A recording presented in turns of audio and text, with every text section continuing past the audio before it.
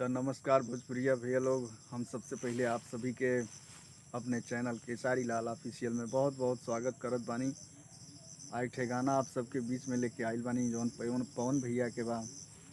आशा ना हमके पूरा विश्वास बा कि ये गाना आप सबके ज़रूर हमरे मुँह से अच्छा लगी और अच्छा लगल तो भाई के ज़्यादा से ज़्यादा सपोर्ट करब जा।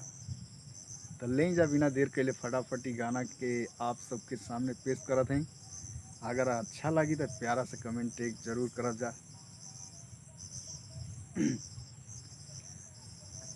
ताइला बारात करे या के हमसे बात करे, मांगे में मोबाइल नंबर लगता हाथ धरे। आइला बारात करे या के हमसे बात करे, मांगे में मोबाइल नंबर लगता हाथ धरे। गोरी फूल झड़ी बाड़ू, पापा के परी बाड़ू। गोरी फूल झड़ी बाड़ू, पापा के परी बाड़ू। लगलू पासारे तू त पाख पियर फराक वाली। कच कच मारा तारू आँख पियर फराक वाली।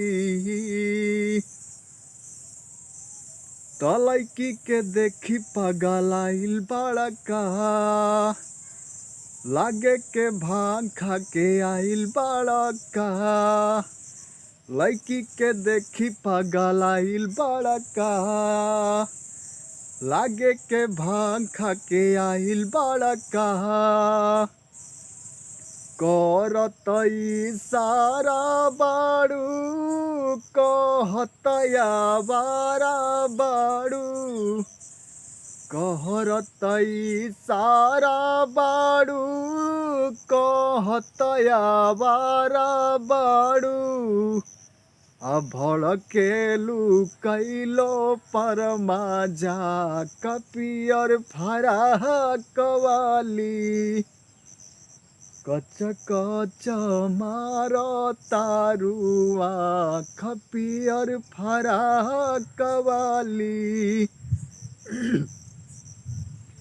देखले में लगेलू झकास पियर फराक वाली।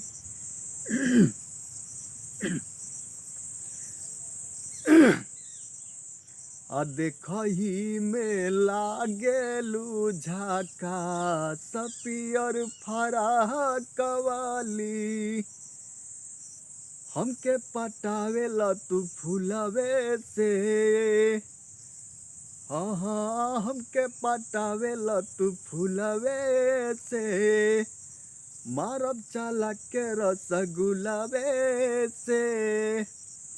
तो आगे आगे आंसू खाई है, पीछे पीरियांसू पई है।